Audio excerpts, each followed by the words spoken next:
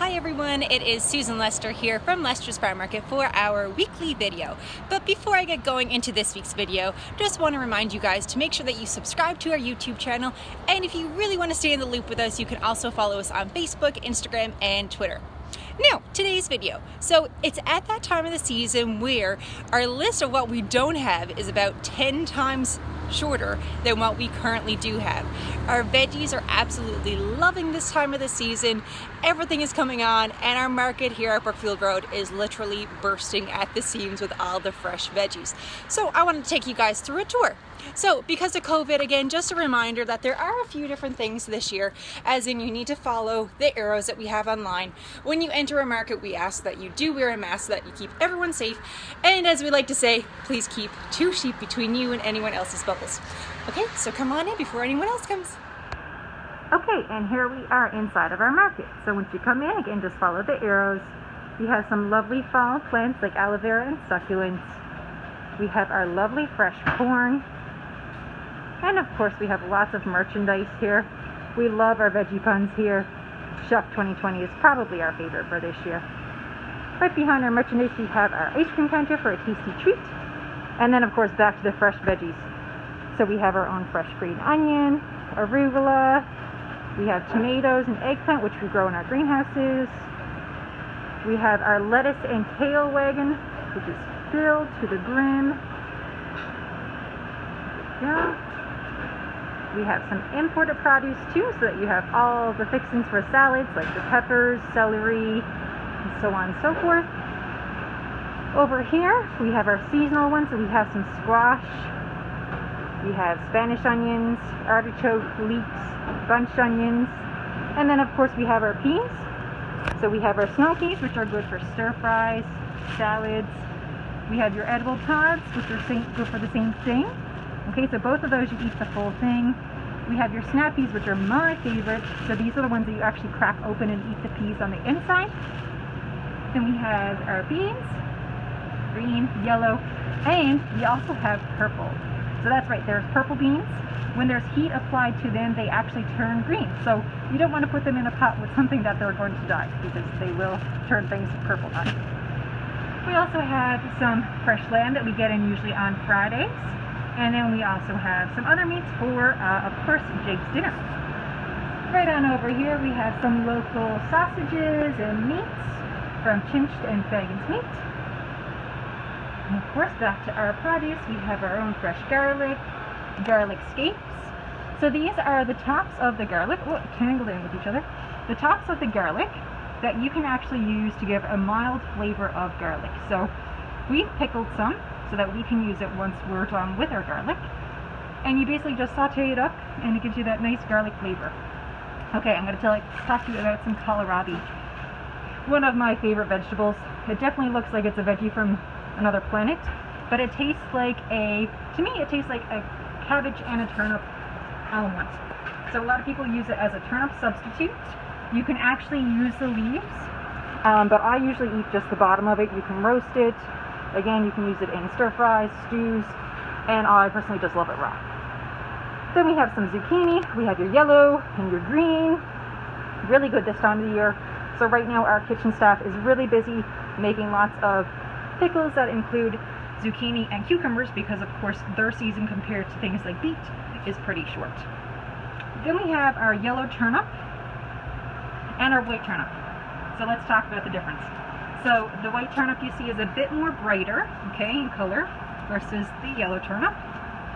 So the yellow turnip is probably the one that is most commonly used for the Jake's dinner. So it's a bit of a sweeter taste, whereas your white turnip has a bit of a stronger taste.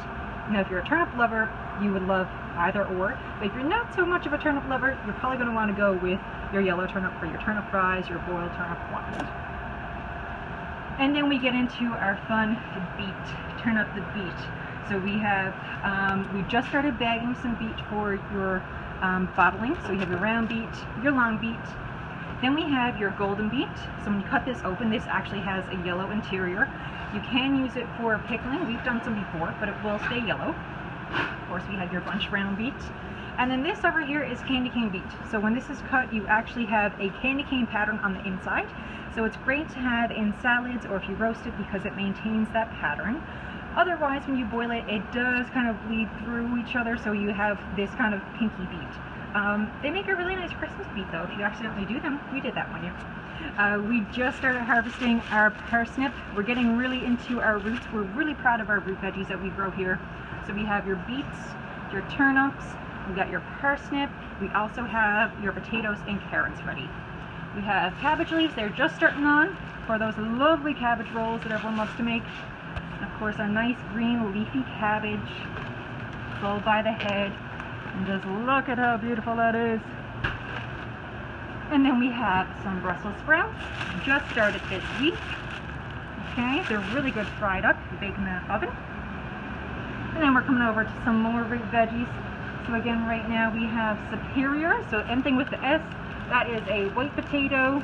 My favorite is the red potato, but it's a bit of a wetter one. And then anything with the Y, right over here, that's the Yukons.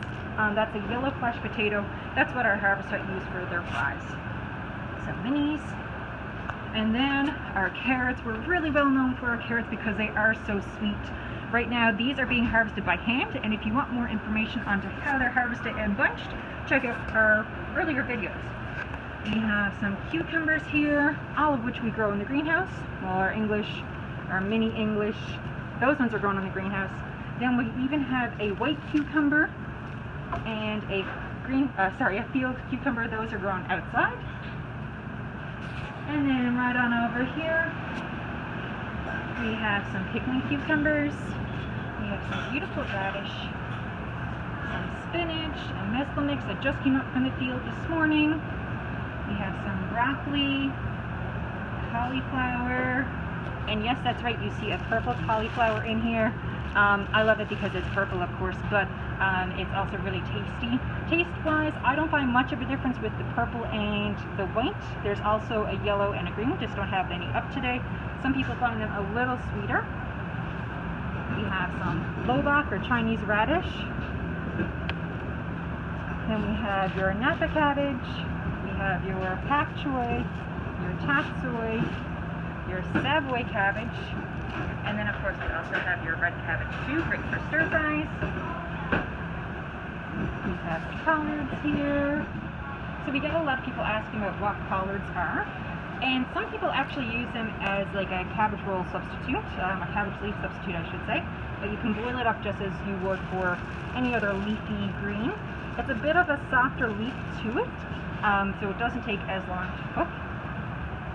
Then we have Swiss chard, we have white, we have red, we have rainbow, our beautiful heads of lettuce. I just got to show you how lovely our lettuce is. So, look at how big and beautiful this romaine lettuce is. Just in time to have a nice last family meal on Labor Day weekend. More lettuces, back to the eggplant. Oh, and then of course, once we get through all of our goodies, back to our corn, we got all of our herbs up here. We also have some greenhouse strawberries. They're still going in the greenhouse. We have local blueberries. And then of course, we're into the baked goods. So our bakery is here on site, and they come in every morning, and they are baking up some delicious breads that you see here, as well as some goodies, like our cookies. So our bakery is just right in there. There's some fresh loaves just out of the oven. There's Bonnie the baker. Alright, so again, once you're in here, there is lots of veggies to eat, and all of our veggies travel less than 3 kilometers before they are on our shelves for you to eat and enjoy. So this time of year, there is lots of veggies for you to come on out, grab something fresh, and eat something local. There is a lot that we can grow here in Newfoundland. Thanks for joining me today. So again, our market here at 173 Brookfield Road is open every day right up until December 23rd. So lots of time and opportunity for you to get your fresh veggies. We also have a second location located at 71 Heavy Tree Road. We're starting after Labor Day. It's open Friday, Saturday, and Sunday. And then we also have our truck out to Churchill Square, which is out there every day of the week except for Tuesday and Wednesday. All right, stay in the loop with us, subscribe, and follow us on social media. Thanks, guys.